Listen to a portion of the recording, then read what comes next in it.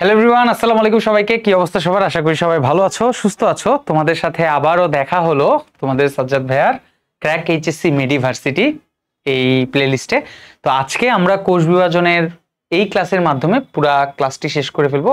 Already তোমরা প্রথম এবং দ্বিতীয় ক্লাসে কিন্তু অ্যামাইটোসিস, ইন্টারফেস, কোষচক্র, মাইটোসিসের ধাপ, অনিয়ন্ত্রিত মাইটোসিস অনেক টপিক পড়ে ফেলেছো। তো সিরিয়াল অনুযায়ী এখন আমাদের এই মুহূর্তে যে বিষয়গুলো নিয়ে আলোচনা করব সেগুলো হচ্ছে মায়োসিসের ধাপ। তবে মজার বিষয় হচ্ছে মায়োসিসের কিন্তু সম্পূর্ণ ধাপ আসলে আমাদের ওইভাবে পড়া লাগে না। মেইন বেশ কয়েকটা ধাপ আমাদের আসলে জানলেই যথেষ্ট। এছাড়া ক্রসিং ওভার, মাইটোসিস মিয়োসিসের পার্থক্য, এই বিষয়গুলো নিয়ে জানবো এবং তারপরে আমরা কোশ্চেন অ্যানালাইসিস করবো গতানুগতিক এই প্লেলিস্ট অনুযায়ী। চলো কথা না বাড়িয়ে আমরা শুরু করে দেই আমাদের এই 3 নাম্বার ক্লাসে। তো সর্বপ্রথম দেখো, মায়োসিস বা মিয়োসিস যেটাই বলো না কেন, আসলে দুটা শব্দই একই রকম। তো মায়োসিস বা মিয়োসিস এটাকে বলা হচ্ছে হ্রাসমূলক কোষ বিভাজন। প্রশ্ন হচ্ছে যে এটাকে কেন হ্রাসমূলক কোষ বিভাজন বলা হয়? আমাদের এই মিয়োসিস কোষ বিভাজনে মূলত এখানে দুইটা জিনিস ঘটে। এক, প্রথমত হচ্ছে নিউক্লিয়াসের বিভাজন হবে। ঠিক আছে, এখানে কিসের বিভাজন হবে? নিউক্লিয়াসের বিভাজন হবে। এই যে নিউক্লিয়াসের বিভাজন হয়, এই নিউক্লিয়াসের বিভাজনটা মেইনলি দুইবার হবে। কয়বার হবে? নিউক্লিয়াস দুইবার বিভাজিত হবে। আর আরেকটা জিনিস আছে, সেটা হচ্ছে এই যে নিউক্লিয়াসের বিভাজন দুইবার হলো, তাহলে ক্রোমোজোমেরও তো একবার বিভাজন হওয়া দরকার। তাহলে ক্রোমোজোমের বিভাজনটা হয় একবার। তো অনেক স্টুডেন্ট আছে এই মায়োসিস কোষ বিভাজনের ক্ষেত্রে নিউক্লিয়াস এবং ক্রোমোজোম কয়বার বিভাজিত হয় সেই বিভাজন নিয়ে কিন্তু আমাদের অনেকটা ডাউট রেখে যায়, যে আসলে অনেকে জিজ্ঞেস করলে বারবার ভুল করে, যে বারবার বলে যে ভাই নিউক্লিয়াস একবার ক্রোমোজোম দুইবার, নিউক্লিয়াস দুইবার ক্রোমোজোম দুইবার। না, মেইনলি নিউক্লিয়াস দুইবার বিভাজিত হয় আর ক্রোমোজোম একবার বিভাজিত হয়। তো সাপোজ যদি নিউক্লিয়াস দুইবার বিভাজিত হয়েই থাকে, ধরো নিউক্লিয়াস তো দুইবার বিভাজিত হচ্ছে, তো এই নিউক্লিয়াস যখন বিভাজিত হয় দুইবার, মনে করো এটা হচ্ছে সেই নিউক্লিয়াস, ঠিক আছে, এটা নিউক্লিয়াসের ভিতরে নিউক্লিয়ার রেটিকুলাম, এর থেকে মোটামুটি ভাবে 4টা কোষ তৈরি হবে। তাহলে মিয়োসিস কোষ বিভাজনে একটি মাতৃকোষ থেকে কয়টা অপত্য কোষ তৈরি হবে? 4টা অপত্য কোষ তৈরি হবে। এই যে 4টা অপত্য কোষ তৈরি হবে। এই যে 4টা অপত্য কোষ তৈরি হলো, এই 4টা অপত্য কোষের ক্রোমোজোম সংখ্যা, 4টা অপত্য কোষের ক্রোমোজোম সংখ্যা মাতৃকোষের অর্ধেক হয়। অর্থাৎ মাতৃকোষের ক্রোমোজোম সংখ্যা যদি 2n হয়, তাহলে অপত্য কোষ, এগুলো তো সবই অপত্য কোষ, সেই অপত্য কোষের ক্রোমোজোম সংখ্যা হবে n, অর্থাৎ অর্ধেক হয়ে যাবে। এখন তোমরা একটা জিনিস চিন্তা করো, যদি মাতৃকোষের ক্রোমোজোম সংখ্যার ক্ষেত্রে আমরা তোমাদেরকে একটা কথা বলি, ধরো মাতৃকোষটা n সংখ্যক ক্রোমোজোম ধারণ করতেছে, তাহলে তোমাদের অপত্য কোষের ক্রোমোজোম সংখ্যা তখন কি হয়ে যাবে? হাফ n হয়ে যাবে, তাই না? কিন্তু তোমরা কখনো দেখেছো যে এরকম কখনো পসিবল, এরকম কখনো সম্ভব? তার মানে এখান থেকে আরেকটা তথ্য আমরা পেয়ে গেলাম, n সংখ্যক ক্রোমোজোম যদি মাতৃকোষ হয়, সেই মাতৃকোষে মিয়োসিস কোষ বিভাজন হবে না। তাহলে মিয়োসিস কোষ বিভাজন মূলত আমরা কার উপর অ্যাপ্লাই করব? যাদের মাতৃকোষে ক্রোমোজোম সংখ্যাটা কি থাকবে? আমাদের কি থাকবে? 2n হবে। তাহলে যাদের 2n হবে তাদের ক্ষেত্রেই মূলত আমরা মিয়োসিস কোষ বিভাজনটা অ্যাপ্লাই করব। কিন্তু যাদের n হবে তাদের ক্ষেত্রে আমরা মিয়োসিস কোষ বিভাজনটা অ্যাপ্লাই করতে পারবো না, কারণ যদি অ্যাপ্লাই করি তাহলে মাতৃকোষ থেকে যে অপত্য কোষগুলো তৈরি হবে সেই অপত্য কোষগুলোতে ক্রোমোজোম সংখ্যা অর্ধেক হয়ে যাবে। সেখানে আরেকটা বিষয় দেখো, এই যে মাতৃকোষটা আকার আকৃতি দেখতে পাচ্ছ, এই অপত্য কোষের ক্রোমোজোম মানে অপত্য কোষের যে আকার আকৃতি আছে, এই আকার আকৃতিও কিন্তু সেম থাকে না, অর্থাৎ কিছুটা হলেও ছোট থাকে। তার মানে গুণাগুণ কিন্তু অপত্য কোষের সমান নয়। তাহলে মায়োসিস কোষ বিভাজনে নিউক্লিয়াস দুইবার বিভাজিত হবে, ক্রোমোজোম একবার বিভাজিত হবে, একটি মাতৃকোষ থেকে 4টি অপত্য কোষ তৈরি হবে। মাতৃকোষের ক্রোমোজোম সংখ্যা যা থাকবে, অপত্য কোষের ক্রোমোজোম সংখ্যা তার অর্ধেক হয়ে যাবে। মাতৃকোষের যে গুণাগুণ থাকে, অপত্য কোষের গুণাগুণ সেরকম একই রকম থাকবে না। এই যে সবকিছু হ্রাস পাচ্ছে, বিশেষ করে ক্রোমোজোম সংখ্যা যে কমে যাচ্ছে, মাতৃকোষ 2n ছিল, অপত্য কোষ n হয়ে গেল, এই কারণে মিয়োসিস কোষ বিভাজনকে আমরা কি বলে থাকি? হ্রাসমূলক কোষ বিভাজন বলি। তাহলে মিয়োসিসকে কেন হ্রাসমূলক বলা হয়েছে? কারণ মাতৃকোষের থেকে অপত্য কোষের ক্রোমোজোম সংখ্যা হ্রাস পায়। কথাটা কি বুঝতে পেরেছো? এইটা মনে রাখবা, কোন ক্রোমোজোমের বা কোন জায়গায় আসলে আমরা অ্যাপ্লাই করতে পারবো সেই জিনিসগুলো আমরা একটু মনে রাখবো। স্পেশালি আমাদের আরেকটা জিনিস লাগে, সেটা হচ্ছে উদাহরণ জিজ্ঞেস করে যে ভাইয়া মিয়োসিস কোষ বিভাজন স্পেশালি মূলত কাদের মধ্যে দেখা যেতে পারে, তাই না? এটা একটা খুবই গুরুত্বপূর্ণ। এটার একটাই কথা, সেটা হচ্ছে জনন কোষ। জনন কোষ মানে হচ্ছে শুক্রাণু এবং ডিম্বাণু কোষের কথা বলা হচ্ছে। শুক্রাণু ডিম্বাণু তৈরির ক্ষেত্রে আমরা মিয়োসিস কোষ বিভাজনটা অ্যাপ্লাই করাই। তাহলে শুক্রাণু ডিম্বাণু যে পদ্ধতিতে তৈরি হয় সেই পদ্ধতিতে মূলত মিওসিস কোষ বিভাজনটা আমরা অ্যাপ্লাই করে থাকি। তাহলে উদাহরণ খুবই সিম্পল, একটা উদাহরণ, এই উদাহরণটা আমাদের মাথায় রাখতে হবে বাস। আর বাকি যা কিছু আছে, অর্থাৎ যদি বলা হয় জনন কোষের সংখ্যা বৃদ্ধি, সেক্ষেত্রে মিওসিস বলবো না, সংখ্যা বৃদ্ধি যেহেতু বলেছে সেক্ষেত্রে মাইটোসিস হবে। অর্থাৎ ধরো একটা শুক্রাণু মাতৃকোষ থেকে তৈরি হলো, এখন ওই একটা শুক্রাণু থেকে 1 কোটি শুক্রাণু তৈরি হবে।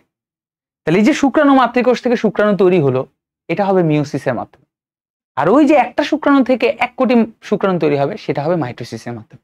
এই জিনিসটা মাথার মধ্যে রাখতে হবে যে জনন কোষ বললেই আমরা খালি দাগাবো না যে মিওসিস, মনে রাখতে হবে আমাদের প্রশ্নটা আসলে কি চেয়েছে, কি বলেছে, সেটা আমাদের একটু খেয়াল রাখতে হবে। ঠিক আছে, তাহলে মিওসিস কোষ বিভাজন গেল আমাদের। এখন আসো, এই যে নিউক্লিয়াস 2 বার এবং ক্রোমোজোম 1 বার বিভাজিত হয়, সেই হিসাবে আমাদের এই মিওসিস কোষ বিভাজনকে আমরা 2টি ভাগে ভাগ করি। একটা অন্যতম গুরুত্বপূর্ণ ভাগ তো তোমরা বুঝতেই পারতেছো, যেটাকে আমরা ইন্টারফেস বলছি। কি বলছি? ইন্টারফেস, তাই না? ইন্টারফেস বলছি, যেখানে আমরা অলরেডি তোমাদেরকে ইন্টারফেস সম্পর্কে বেশ ধারণা দিয়েছি কি কি হয়। এছাড়া আমাদের আছে কি মিওসিস 1 এবং আরেকটা হচ্ছে মিওসিস 2। আর মিওসিস 1 থেকে মিওসিস 2 এ যাত্রাকালে তারা একটা বিরতি নেয়, যেটার নাম হচ্ছে ইন্টারকাইনেসিস। তো তোমরা একটা জিনিস খেয়াল করে দেখো, এই যে মিওসিস 1 এর কথা বারবার বলা হচ্ছে, এই মিওসিস 1 কেই কিন্তু হ্রাসমূলক বিভাজন বলা হয়, কারণ এই ক্ষেত্রেই ক্রোমোজোম সংখ্যা কমে যায়। আর মিওসিস 2 কে বলা হয় সমীকরণিক কোষ বিভাজন। তার মানে আমরা একটা জিনিস বুঝতে পারলাম যে মিওসিস 2 ওয়ান কাইন্ড অফ আমরা এটাকে মাইটোসিস বলি। তার মানে যারা আমরা মাইটোসিসটা পড়েছি আগের ক্লাসগুলোতে, বা যারা আমরা এখানে ক্লাসটা দেখছি এখন, সেই ক্লাসে যে মাইটোসিস কোষ বিভাজন সম্পর্কে যার পুরোপুরি ধারণা আছে, তাদেরকে আমি একটা কথাই বলবো, মিওসিস 2 না পড়লেও চলবে। ইনফ্যাক্ট সত্যি কথা বলতে খুবই কম, হাতে গোনা, খুবই নগণ্য, আমি যেহেতু অ্যানালাইসিস করে তোমাদেরকে এটা পড়াচ্ছি, খুবই কম পরিমাণ বোর্ডেই মিওসিস 2 থেকে প্রশ্ন আসছে। বেশিরভাগ ক্ষেত্রে মিওসিস 1 থেকে আসে, তাও স্পেশালি মিওসিস 1 এর কোন জায়গা থেকে আসে সেটাও তোমাদেরকে বলে দিব, যে সিকিউ প্রশ্নগুলো কোন জায়গা থেকে আসে, এবং এগুলো নিয়ে তোমাদের সাথে আলোচনা করব। তো যাই হোক, মিওসিস 1 এর ক্ষেত্রে আমরা আবার মোটামুটি ভাবে এদেরকে 4টা ভাগে ভাগ করে থাকি। কয়টা ভাগে? 4টা। একটা হচ্ছে প্রোফেজ 1, একটা হচ্ছে মেটাফেজ 1, একটা হচ্ছে অ্যানাফেজ 1, আর একটা হচ্ছে টেলোফেজ 1। আরেকটা কি? টেলোফেজ 1।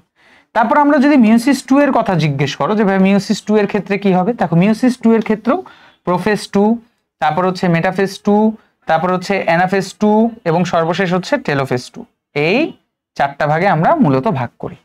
তো মেইনলি মিওসিস 2 এর ক্ষেত্রে যে প্রোফেজ 2, মেটাফেজ 2, অ্যানাফেজ 2, টেলোফেজ 2 যা যা দেখছো, এখানে পুরোপুরি মাইটোসিসের যে প্রোফেজে যে ঘটনা ঘটে, মেটাফেজে যে ঘটনা ঘটে, সেই ঘটনাগুলো এখানে ঘটবে। তার মানে আমরা এগুলো নিয়ে আজকে আলোচনা করব না, এগুলো জাস্ট মাইটোসিস পড়লেই এখান থেকে তুমি যে কোনো এমসিকিউ, বিশেষ করে এই জায়গাটা যেহেতু এমসিকিউ হিসাবে বেশি আসে, এই মিওসিস 2টা যে কোনো এমসিকিউ তুমি পারবা। যেমন একটা উদাহরণ যদি তোমাকে দেই, যে ধরো একটা প্রশ্ন আসছে যে নিচের কোন দশায় মূলত ক্রোমোজোম মোটা ও খাটো হয়। তুমি সবাই জানো যে মাইটোসিসের ক্ষেত্রে এটা মেটাফেজে হয়। প্রশ্নটা আসছে যে মিওসিস 2 এর ক্ষেত্রে কোন পর্যায়ে ক্রোমোজোম সবচেয়ে মোটা ও খাটো হয়, তখন তুমি মাইটোসিসের সাথে তুলনা করলে কি মেটাফেজ অ্যান্সার হবে, আর এই ক্ষেত্রে কি হবে? মেটাফেজ 2 অ্যান্সার হবে। আমাদের এখানে আবার দেখতে পাচ্ছি যে সেম ভাবে প্রোফেজ 1, মেটাফেজ 1, অ্যানাফেজ 1 এবং টেলোফেজ 1 আছে। তার মানে দুই ক্ষেত্রে আমাদের প্রো মেটাফেজটা অ্যাবসেন্ট, বিকজ প্রো মেটাফেজ খুবই স্বল্প পর্যায়ে, যার কারণে মিওসিসে একে এইভাবে বর্ণনা করা হয়নি। মূলত প্রো মেটাফেজে মাইটোসিসে যে ঘটনাগুলো ঘটে, এগুলো প্রোফেজ 1 এবং মেটাফেজ 1 এর মধ্যেই চলে গেছে। তো এর মধ্যে স্পেশালি যে প্রোফেজ 1টা দেখতে পাচ্ছ, এই প্রোফেজ 1 এর মধ্যে দেখো খেয়াল করে, এই যে আমরা পড়ছি লেপটোটিন, তারপর হচ্ছে জাইগোটিন, তারপর আমরা পড়ছি প্যাকাইটিন, তারপরে ডিপ্লোটিন, ডায়াকাইনেসিস, এই যে ধাপগুলোর নাম দেখতে পাচ্ছ, এই ধাপগুলোকে আমরা মেইনলি তোমাদের সামনে এখন আজকে এক্সপ্লেইন করব। স্পেশালি আমাদের লেপটোটিন, জাইগোটিন, প্যাকাইটিন, ডিপ্লোটিন এগুলো খুবই ভালো করে জানা লাগবে, এবং এটা ইন্টারমিডিয়েটে যে কোনো কলেজ পরীক্ষায় কিংবা বোর্ড পরীক্ষায় কিংবা অ্যাডমিশন পরীক্ষায় সবচেয়ে গুরুত্বপূর্ণ। তাহলে আজকে চলো আমরা মায়োসিস ধাপের সম্পর্কে তোমাদেরকে একটা ছোটখাটো ধারণা দিলাম যে মায়োসিসটা কেমন, কত বড়। আমরা এখন এই ধাপগুলো নিয়ে তোমাদের সাথে আলোচনা করব। সর্বপ্রথম প্রোফেজ 1 এর লেপটোটিন পর্যায়ে। তো নর্মালি দেখা যায় যে আমরা যখন ক্রোমোজোম বা একটা কোষ দেখি, ধরো একটা নর্মাল কোষ, এটা হচ্ছে সেই একটা নর্মাল কোষ, সেই নর্মাল কোষের ভিতরে তোমরা সবাই জানো যে এর ভিতরে কি থাকবে, এর ভিতরে নিউক্লিয়াস থাকবে। নিউক্লিয়াস থাকার পাশাপাশি এখানে কি থাকে, এখানে থাকে হচ্ছে নিউক্লিয়াস, তারপরে নিউক্লিয়ার রেটিকুলাম, নিউক্লিওপ্লাজম, তারপর হচ্ছে এই নিউক্লিওলাস, নিউক্লিয়ার আবরণী সবকিছু এখানে থাকে। লেপ্টোটিন পর্যায়ে যে জিনিসটা ঘটনা ঘটে, চলো লেপ্টোটিন পর্যায়ে কি ঘটনাটা ঘটে সেটা একটু দেখাই তোমাদেরকে। লেপ্টোটিনের ক্ষেত্রে এই জায়গায় নিউক্লিয়ার আবরণী ও নিউক্লিওলাস নিয়ে কোনো ঝামেলা হয় না। মানে নিউক্লিয়ার আবরণী নিউক্লিওলাস নিয়ে আমরা মোটামুটি ভাবে প্যাকাইটিন উপপর্যায় পর্যন্ত আমরা কোনো কথাই তোমাদেরকে বলবো না। তার মানে ওই যে আমরা মাইটোসিস পড়ার সময় যে বারবার নিউক্লিয়াসের আবরণ এবং নিউক্লিওলাস নিয়ে তোমাদেরকে বারবার বলতাম, মনে রাখতে হবে কোথায় বিলুপ্ত শুরু হয়েছে, কোথায় বিলুপ্ত হয়ে যাচ্ছে, কোথায় সম্পূর্ণ বিলুপ্ত আছে, এগুলো নিয়ে একটা প্যাচ ছিল। এই ক্ষেত্রে এই প্যাচটা খুবই কম। মানে নিউক্লিয়ার আবরণী এবং নিউক্লিওলাস এখানে আমাদের বদারসনের মধ্যে নাই। তাহলে নিউক্লিয়ার আবরণী এটা হচ্ছে ধরো নিউক্লিয়ার আবরণী, এবং এর ভিতরে যে নিউক্লিওলাস, এই নিউক্লিওলাস এটা বদারসনে নাই। ঘটনাটা কি হয় এবার চলো দেখো। এই যে নিউক্লিয়ার রেটিকুলাম এটা ভেঙে প্রায় বেশ কয়েকটা ক্রোমোজোম তৈরি করে। ধরো এই যে একটা ক্রোমোজোম, ধরে নাও এটা হচ্ছে পিতা থেকে আসছে, আর ধরো এই ক্রোমোজোমটাও সেম ভাবে সেম আকার আকৃতি মনে করো, এই ক্রোমোজোমটা ধরো মাথা থেকে আসছে, ছোট বড় এরকম ধরো 4টা ক্রোমোজোম আছে। ঠিক আছে, কয়টা ক্রোমোজোম আছে? 4টা ক্রোমোজোম আছে, এরকম 4টা ক্রোমোজোম আছে। মেইনলি এখানে যে ঘটনাটা হয়, তোমরা আরেকটা ভালো ছবি অলরেডি দেখতে পাচ্ছ, এখানেও দেখতে পাচ্ছ যে এইখানে প্রায় 2 ধরনের 4টা ক্রোমোজোম আছে। এই 4টা ক্রোমোজোমের মধ্যে ধরে নাও সবুজগুলো যেগুলো আমি অঙ্কন করেছি সেগুলো ধরে নাও যে পিতা থেকে এসেছে, আর হলুদগুলো যেগুলো সেগুলো ধরে নাও মাথা থেকে এসেছে। এই ক্রোমোজোমগুলো বিভিন্ন রকম ভাবে বিন্যস্ত থাকে। এই যে এইভাবে বিন্যস্ত আছে, এই বিন্যস্ত হওয়াকে, এই বিন্যস্ত হওয়ার একটা নাম দেওয়া আছে। এই বিন্যস্ত হওয়াকে কি বলা হয় জানো? এইরকম ভাবে বিন্যস্ত হওয়াকে বলা হয়ে থাকে ফুলের মতো বুকেট। অর্থাৎ বিজ্ঞানীরা যখন মাইক্রোস্কোপে এই জিনিসটা ভালো করে অনুধাবন করার চেষ্টা করেছে, তখন দেখতে পেয়েছে যে আমরা যখন কাউকে কোনো কিছু গিফট দিতে যাই তখন ফুলের তোড়া বানাই। ওই ফুলের তোড়া দেখতে যেরকম হবে এই ক্রোমোজোমগুলো ঠিক ফুলের তোড়ার মতো সজ্জিত থাকে। তবে স্পেশালি এটা কোথায় সজ্জিত থাকে? এটা হচ্ছে উদ্ভিদ কোষে সজ্জিত থাকে। ঠিক আছে, উদ্ভিদ কোষের মধ্যে এটা সজ্জিত থাকে। তাহলে উদ্ভিদ কোষের মধ্যে এই জিনিসটা সজ্জিত আছে, ভালো কথা, উদ্ভিদ কোষের মধ্যে এই জিনিসটা সজ্জিত আছে, এই জন্য এটাকে আমরা ফুলের তোড়া বা বুকেট বলি। প্রাণী কোষের ক্ষেত্রে কি হবে? স্পেশালি প্রাণী কোষের ক্ষেত্রে যদি প্রাণী কোষে এই ঘটনাটা ঘটে, প্রাণী কোষ, সেক্ষেত্রে একটা নাম দেওয়া হয়, তার নাম হচ্ছে পোলারাইজড বিন্যাস। এটাকে আমরা কি বলবো? এটাকে আমরা বলবো হচ্ছে পোলারাইজড বিন্যাস। ঠিক আছে, তাহলে প্রাণী কোষের ক্ষেত্রে এটাকে বলা হচ্ছে পোলারাইজড বিন্যাস। এখন প্রশ্ন হচ্ছে পোলারাইজড বিন্যাস কি? এটা আবার কি, তাই না? বুকেট তো বুঝলাম যে ফুলের তোড়ার মতো, বাট পোলারাইজড বিন্যাস কি? এই যে পোলার শব্দটা দেখতে পাচ্ছ, এই পোলার শব্দের অর্থ হচ্ছে মেরু। এটাকে কি বলা হয়? মেরু।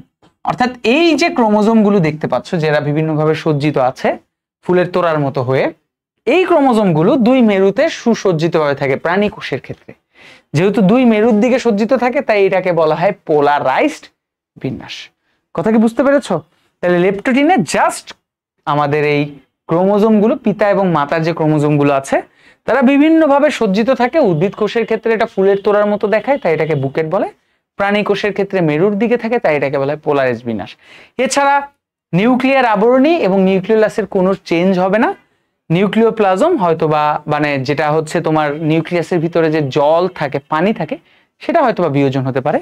ক্রোমোজোমগুলো একটু সুস্পষ্ট হতে দেখা যেতে পারে, যেটা আমরা প্রোফেজে নরমালি পড়ে থাকি, সেই ঘটনাগুলো ঘটবে। তো লেপ্টোটিনের ক্ষেত্রে এই 2টা ওয়ার্ড দিয়ে বেশিরভাগ এমসিকিউ আসে, কারণ এটা তোমাদের এমসিকিউ এর জন্য সবচেয়ে বেশি ইম্পর্টেন্ট। ঠিক আছে, তোমাদের লেপ্টোটিনটা ওই রকম ভাবে তোমাদের সৃজনশীলের জন্য বর্ণনা করতে বলবে না, তোমাদেরকে একটা জিনিসই জিজ্ঞেস করবে, এই একটা শব্দই আমি তোমাকে গ্যারান্টি দিয়ে বললাম, জাস্ট এই শব্দটা তুমি যদি জানো, আর কিচ্ছু লাগবে না, জাস্ট এই শব্দটা, এটাই এমসিকিউতে আসে যে বুকেট দেখা যায় কোথায়। এই বুকেট শব্দটা কোথায় পাওয়া গিয়েছে? লেপ্টোটিন পর্যায়ে, উপপর্যায়ে। ওকে, এরপরে আসো আমরা জাইগোটিন নিয়ে কথা বলি। জাইগোটিনে তাহলে কি হয়? এইখানে অনেক কিছু বলা আছে এবং জাইগোটিন থেকে বেশ প্রশ্ন, সৃজনশীল প্রশ্ন, অর্থাৎ এটা আমাদের সিকিউ এর জন্য গুরুত্বপূর্ণ প্লাস এমসিকিউ এর জন্য খুবই গুরুত্বপূর্ণ। তো এই জাইগোটিনের ক্ষেত্রে মূলত কি ঘটনা ঘটে তোমরা একটু খেয়াল করে দেখো। এই জাইগোটিনের ক্ষেত্রে আমরা যেহেতু একটু আগে তোমাদেরকে বলেছিলাম যে সবুজগুলো হচ্ছে পিতা থেকে আসা ক্রোমোজোম, ধরো এটা হচ্ছে সবুজগুলো হচ্ছে পিতা থেকে আসা ক্রোমোজোম। ঠিক আছে, এই যে পিতা থেকে আসা ক্রোমোজোম, এই যে দেখো আকারে বড় আর একটা মনে করো আকারে ছোট। হ্যাঁ, আকারে ছোট। এবং দেখো প্রত্যেকটা ক্রোমোজোমে কিন্তু 2টা করে ক্রোমাটিড বাহু আছে। এবং হলুদগুলো কি ছিল? হলুদগুলো হচ্ছে মাথা থেকে আসা ক্রোমোজোম এবং তারা একই আকার আকৃতি বিশিষ্ট হয়। অর্থাৎ এই যে একই আকার আকৃতি বিশিষ্ট ক্রোমোজোম গুলো আছে তারা কি করে? সুন্দর করে সুসজ্জিত হয়। হ্যাঁ, এই যে সুসজ্জিত হলো। একটু আগে লেপ্টোটিনের ক্ষেত্রে এরা এলোমেলো অবস্থায় ছিল। জাইগোটিনের ক্ষেত্রে পিতা এবং মাতার ক্রোমোজোম গুলো যাদের আকার যেরকম সেই আকারের উপর ভিত্তি করে, শুধু আকার বলবো না, এখানে আরো বেশ কিছু শব্দ আসলে ব্যবহার করা উচিত। যেমন শুধুমাত্র আকার না, তার মানে আকার আকৃতি এটার উপর ভিত্তি করে, আকার আকৃতি এটার উপর ভিত্তি করে এই দুটা ক্রোমোজোম জোড়া বেঁধেছে। তারপরে মনে করো গুণাগুণ, এবং অবশ্যই স্পেশালি মনে রাখতে হবে পিতা মাতার ক্রোমোজোম, দুইটা পিতার ক্রোমোজোম একসাথে বা দুইটা মাতার ক্রোমোজোম এরকম না। 3 নাম্বার হচ্ছে জিনের অবস্থান এবং বৈশিষ্ট্য। জিনের অবস্থান এবং বৈশিষ্ট্য, ঠিক আছে, জিনের অবস্থান ও বৈশিষ্ট্য। এই যে জিনের অবস্থান এবং বৈশিষ্ট্য, এই সকল বৈশিষ্ট্য যখন মিলে গিয়েছে, জিনের অবস্থান বৈশিষ্ট্য এগুলো যখন মিলে গিয়েছে, তখন তারা এরকম করে জোড়া বেঁধেছে। এই জোড়া বাঁধা ক্রোমোজোমকে বাংলা ভাষায় বলা হয়, এই জোড়া বাঁধা ক্রোমোজোমকে আমরা বাংলা ভাষায় কি বলি জানো? বাংলা ভাষায় বলে থাকি, বা একটা বেসিক শব্দ বলে থাকি যার নাম হচ্ছে মানে হোমোলোগাস ক্রোমোজোম। এটাকে আমরা কি বলবো? হোমোলোগাস ক্রোমোজোম, ঠিক আছে, হোমোলোগাস ক্রোমোজোম। বা এটাকে বাংলায় বলা হয় হোমো মানে একই, মানে সম, লোগাস মানে স্থান, ওখান থেকে আসছে সমসংস্থান, সমসমস্ত ক্রোমোজোম, এটাকে আমরা বাংলায় বলি সমসমস্ত ক্রোমোজোম। তার মানে হোমোলোগাস ক্রোমোজোম গুলো কখন গঠন হবে? যখন পিতা থেকে একটি ক্রোমোজোম আসবে। ধরো সবুজ কালারের ক্রোমোজোমটা পিতা থেকে আসছে, এই ক্রোমোজোমটা পিতা থেকে আসছে, কার কাছ থেকে? পিতা। এবং হলুদ কালারের ক্রোমোজোমটা কোথা থেকে আসছে? মাতা থেকে আসছে, কার কাছ থেকে আসছে? মাতা। তাহলে পিতা থেকে আসে একটি ক্রোমোজোম এবং মাতা থেকে আসে একটি ক্রোমোজোম যদি পাশাপাশি অবস্থান করে, দেখো পাশাপাশি অবস্থান করছে, তখন ওই দুটো ক্রোমোজোমকে আমরা বলি হোমোলোগাস বা সমসমস্ত ক্রোমোজোম। তো একটা জিনিস খেয়াল করো, এই যে হোমোলোগাস বা সমসমস্ত ক্রোমোজোম, পিতা এবং মাতার ক্রোমোজোম গুলো পাশাপাশি অবস্থান করছে, আকার আকৃতি সেম, গুণাগুণ সেম, বৈশিষ্ট্য সেম, এজন্য এদেরকে আমরা হোমোলোগাস বলছি। এখন এইখানে এটা তো আমরা নর্মাল ভাবে হোমোলোগাস বলি, লেপ্টোটিনে তো এরা এলোমেলো ছিল, কিন্তু জাইগোটিনের ক্ষেত্রে হোমোলোগাস খুব সুন্দরভাবে সুসজ্জিত আছে। এই যে জোড়া বাঁধছে, এই জোড়া বাঁধার একটা প্রক্রিয়া, অর্থাৎ এই যে জোড়া বাঁধলো, এই জোড়া বাঁধার প্রক্রিয়া কি বলবো? জোড়া বাঁধার প্রক্রিয়া, ঠিক আছে, জোড়া বাঁধার প্রক্রিয়া, জোড়া বাঁধার প্রক্রিয়া। এই যে ওরা খুবই সুন্দরভাবে একটা প্রক্রিয়ার মাধ্যমে, দেখা গেছে আকার আকৃতি, জিন, গুণাগুণ এগুলোকে দেখে একটা প্রক্রিয়ার মাধ্যমে জোড়া বেঁধেছে, সেই প্রক্রিয়ার নাম হচ্ছে সিন্যাপসিস। যদি প্রক্রিয়া জিজ্ঞেস করে এটা কোন প্রক্রিয়া হয়েছে, তাহলে আমরা কি বলবো? এটাকে আমরা বলবো হচ্ছে সিন্যাপসিস। কথা কি বুঝতে পারছো? এবং যখন জোড়া বেঁধে যায়, এই যে এরকম জোড়া বেঁধে যায়, তখন কি নাম বলবো? আমি জানি তোমাদের মাথার মধ্যে ঘুরপাক করতেছে যে তাহলে তো তখন হোমোলোগাস বলবো। ভাই তো একটু আগে হোমোলোগাস বললেন, হ্যাঁ হোমোলোগাস আমরা বলতে পারি, সেটা নিয়ে প্রবলেম না, কিন্তু এটার আরেকটা সুন্দর নাম আছে। এই সুন্দর নামটা কি জানো? এই হোমোলোগাস বাদেও এটার একটা সুন্দর নাম হচ্ছে বাইভ্যালেন্ট। এটাকে আমরা কি বলবো? এটাকে আমরা বলবো হচ্ছে বাইভ্যালেন্ট। নর্মালি আমাদের এইখানে আগের যে লেপ্টোটিন পর্যায়ের ক্ষেত্রে যে আমি ক্রোমোজোমগুলো দেখেছিলাম, তখন আমরা চাইলে আমরা এইভাবে বলতে পারতাম যে এই হলুদ আর সবুজটা হোমোলোগাস, কিন্তু আমরা যখনই জাইগোটিনে আসবো তখন হোমোলোগাস গুলোর মধ্যে আমরা হোমোলোগাস কখন বলবো? যে পিতামাতার ক্রোমোজোম এরা হোমোলোগাস, এরা সুন্দর করে একে অপরের পাশাপাশি আসছে, জোড়া বেঁধেছে, পাশাপাশি একসাথে অবস্থান করতেছে সুসজ্জিত ভাবে, এই প্রক্রিয়ার নাম সিন্যাপসিস। এবং জোড়া বাঁধার পরে তখন তার নাম চেঞ্জ হয়ে যায়, পরিবর্তন হয়ে যায়, তার নাম হয় হচ্ছে বাইভ্যালেন্ট। তাহলে বাইভ্যালেন্ট ক্রোমোজোম কি, সিন্যাপসিস কি, এই সম্পর্কে তোমাদের একটা সুন্দর ধারণা দিলাম। এই ঘটনাগুলো ঘটে নিউক্লিয়ার আবরণী, নিউক্লিওলাসের কোনো পরিবর্তন এখানেও ঘটবে না। তাহলে আমরা জাইগোটিনটা বুঝতে পারলাম। মোস্ট ইম্পর্টেন্ট, আমাদের খুবই খুবই খুবই ইম্পর্টেন্ট, তোমরা যখন পরীক্ষা দিবা তখন ক্লাস করতেছো যারা, তারা এটা মনে রাখবা। যদি আমাকে একটা জিনিস জিজ্ঞেস করো যে ভাই ধরেন একটা উপপর্যায়ের নাম বলেন, যে উপপর্যায়টা আমাদের পরীক্ষা আসবে, আমি এত পড়বো না, আমি বলবো এই প্যাকাটিনে খুব গুরুত্ব সহকারে পড়ো। প্যাকাইটিন সৃজনশীল 3-এর জন্য খুবই খুবই গুরুত্বপূর্ণ, সেই সাথে এমসিকিউ এর জন্য খুবই গুরুত্বপূর্ণ। তাহলে বুঝতেই পারতেছো যে আমাদের প্যাকাইটিন উপপর্যায় কত গুরুত্বপূর্ণ। এখন প্যাকাইটিনে কি হয়, আমরা একটু আগে তোমাদের হোমোলোগাস দেখাইলাম। তো ধরো একটু আগে আমাদের ক্রোমোজোম গুলো এরকম ছিল, কিরকম ছিল? ধরো এরকম ছিল, যে জাইগোটিনের ক্ষেত্রে এরকম ছিল, পিতার ক্রোমোজোম, আর এই পাশে হচ্ছে ধরে নাও মাতার ক্রোমোজোম, ঠিক আছে, এই যে মাতার ক্রোমোজোম এরকম ছিল মাতার ক্রোমোজোম, তাই না? এবং এই ক্রোমোজোম গুলোর দুটা করে ক্রোমাটিড বাহু ছিল। প্যাকাইটিন উপপর্যায়ে আসার পরে পিতার ক্রোমোজোমের প্রত্যেকটা ক্রোমাটিড এরকম করে বিভক্ত হয়, বিভক্ত হয়ে দুটি থেকে কয়টি ক্রোমাটিড বাহু তৈরি করলো? 4টি। অর্থাৎ এখানে শুধুমাত্র এই যে মাঝখানে যে সেন্ট্রোমিয়ার, এই সেন্ট্রোমিয়ার বাদে ক্রোমাটিড বাহুগুলো বিভক্ত হয়ে দুটি ক্রোমাটিড বাহু থেকে 4টা ক্রোমাটিড বাহুতে পরিণত হয়। একইভাবে যদি তুমি বলো যে ভাইয়া মাতার যে ক্রোমোজোম ছিল সেটার ক্ষেত্রেও কি সেম? হ্যাঁ, মাতার ক্ষেত্রেও একই কথাই প্রযোজ্য। অর্থাৎ মাতার ক্রোমোজোমের এই ক্রোমাটিড বাহু বিভক্ত হয়ে কি তৈরি করে? 4টা ক্রোমাটিড বাহু তৈরি। তাহলে আমরা একটা জিনিস দেখতে পেলাম যে এগুলো থেকে আমরা আগে থেকেই বলছি হোমোলোগাস ক্রোমোজোম। এখন একটা জিনিস খুব ভালো করে পর্যবেক্ষণ করে দেখো, এই যে পিতার ক্রোমোজোম কিংবা মাতার ক্রোমোজোম দুইজনের ক্ষেত্রে একই কথাই প্রযোজ্য। এদের কয়টা ক্রোমাটিড বাহু হয়েছে? 1টা 2টা 3টা 4টা।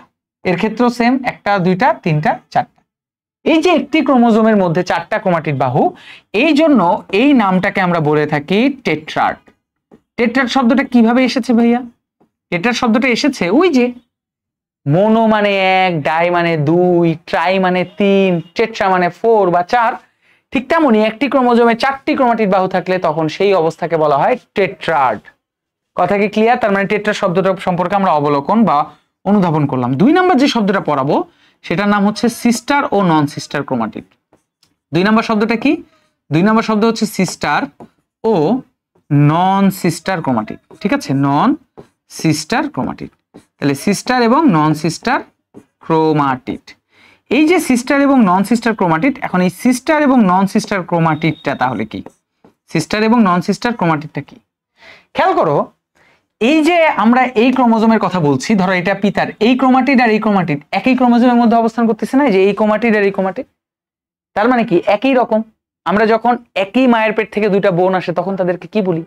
সিস্টার। ঠিক তেমনি দুটি ক্রোমাটিড যদি একই ক্রোমোজোম থেকে আসে তখন আমরা তাদেরকে বলে থাকি সিস্টার ক্রোমাটিড। তার মানে এই দুটো ক্রোমোজোমকে আমরা বলবো সিস্টার। যে কোনো দুইটাকে আমরা সিস্টার ক্রোমাটিড বলতে পারি। মানে সাপোজ তুমি যদি বলো 1 আর 3 কে সিস্টার বলবো, হ্যাঁ এখানে 1 আর 3 কে আমরা সিস্টার বলতে পারি, কিন্তু একই ক্রোমোজোমের মধ্যে হইতে হবে।